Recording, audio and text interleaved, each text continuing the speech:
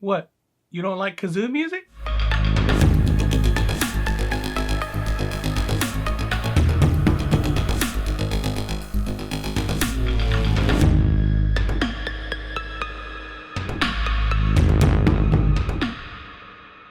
Hello, Tarantula lovers. I'm Alex and you're watching Tarantula Haven. That little bit about the music, that was just a little throwback to my last video. That was a little joke to those of you that expressed your dislike for the music. Some of you said that it was annoying. And after hearing it a couple of times, yeah, I have to agree with you. It was a little bit annoying. Sometimes it's a little bit difficult to come up with the right music, especially when you're pressed for time. And then I was just like, I'm just going to go with it. And it did not go over so well. So I promise you, I will not use that song ever again. So today we're talking about Phiddipus Regius. They are cute, they are inquisitive, they are adorable, and they're so much fun to watch. But what do you do when you have an egg sac and you have lots and lots of babies? Well, I'm about to show you what you can do and how to take care of them. I have a little bit of a dilemma, and I want to show you how I took care of that. In these enclosures right here, these little tubs that I have Phiddipus Regius jumping spiders, and I have several of them over here. And those were the ones that were given to me by Karen, my friend. And there's a few females and several males that I have. And one of the females that she gave me actually had an egg sac. So I've been monitoring the egg sac, and I could see the spiderlings developing. And I noticed that they had turned black and they had emerged from the egg sac itself, but they were still within the little cocoon that was surrounding the egg sac. So I had separated mom and put her in a different enclosure, and I left the egg sac in here. And after a few days, I noticed that some of the spiderlings had come out and they were venturing around and they were gathering around the lid. So I figured, okay, I can knock them down a little bit and I'll throw some fruit flies in there to see if they would eat. And sure enough, they did. They were catching them left and right, and it was pretty fun to watch.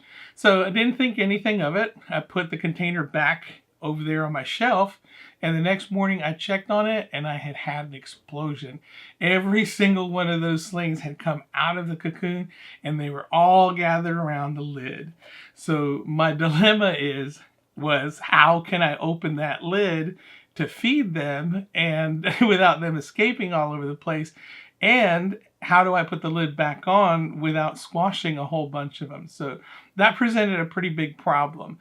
So this is how I took care of it, and I'll come back to you at the end.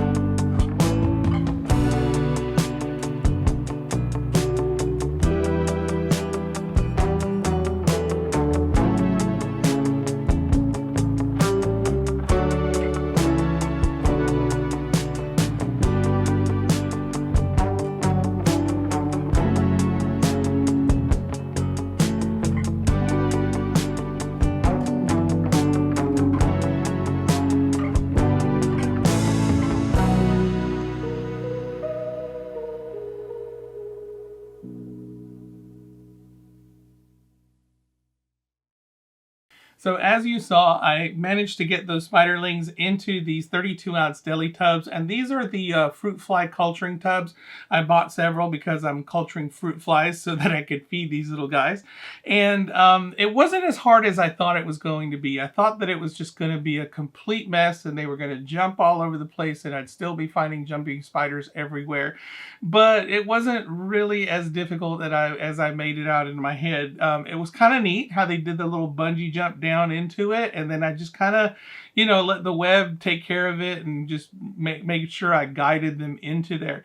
The majority of them went in here, and anytime they tried to crawl back out, I either brushed them down or I tapped the lid and they would go right back down. And then the rest of them, there were still some left in the tub that were still wandering around that had escaped me, and I got those in here. And I'm pretty sure I got all of them. I looked everywhere today and I have not seen any that escaped. I may find one or two here and there later on that might have escaped earlier, but I'm pretty sure I got all of those that I was taking care of when I did the rehousing. Now that I have them in their new enclosure, I still have the problem of watering and feeding. How do I get in there without having to open the lid and having them go everywhere, or putting the lid back on and me squashing a few of them? Well, it took a little bit of research and a lot of thinking, but this is what I came up with. Now that I have them in the deli tub, I still have the problem of how am I going to feed them and water them without opening the lid and having them scatter all over the place. And I had been doing some research and watching videos on people that keep Phiddipus Regius, and I looked at some of their ideas and some of the things that they did, and I'd been kind of racking my brain thinking about, these pre-drilled holes that are up here. And I'd seen in some videos where people will actually cut a hole in the lid and then they'll use some kind of flap or something to cover that hole.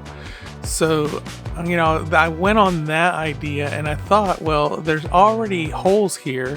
Why not take advantage of that and just cut the material that's there? So my idea was I went to the hardware store and I picked up a couple of stainless steel bolts. And I thought, well, if I could get something that was the same size as the hole, I could use it as a plug, and the stainless steel bolts won't rust and they're heavy enough that they'll form a lid. So that's the idea. I'm going to cut out the material and I'm going to use that to plug the holes in the lid.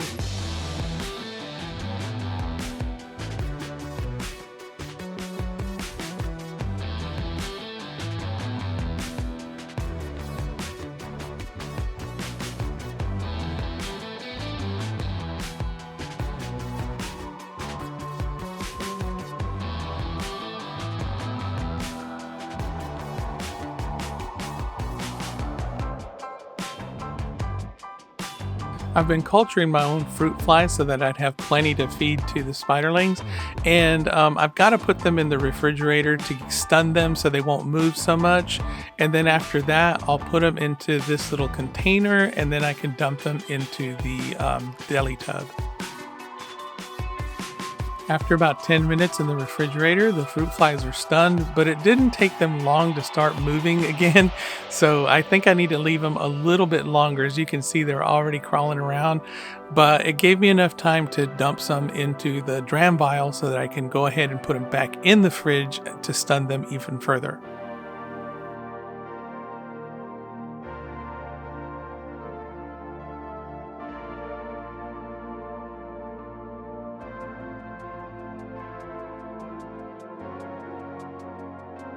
Alright, so let's put these guys back in the fridge to get them really stunned. While we're waiting for the fruit flies to go dormant, I figured I'd explain what I'm going to do. I bought these little funnels, and I bought these at Walmart. They're relatively cheap. They came in a pack of 3. So I'm going to use this funnel, and this one size right here is exactly the same size as the hole in the deli lid. So I can just slide it in and drop the fruit flies into the funnel and they'll go inside the tub.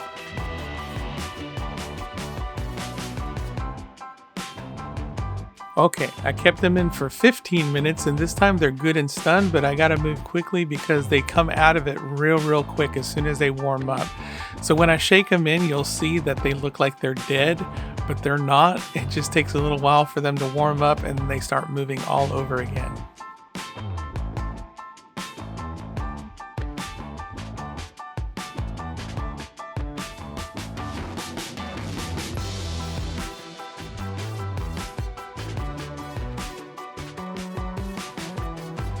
And I think my plan worked like a charm.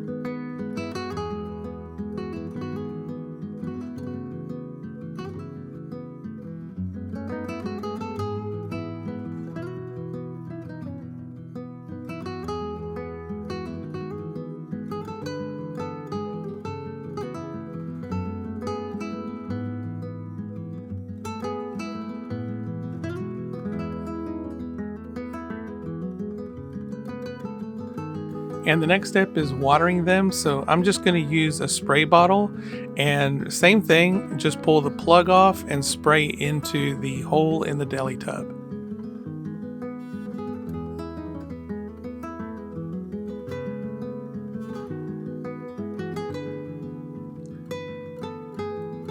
And it works well, not a whole lot of spillage.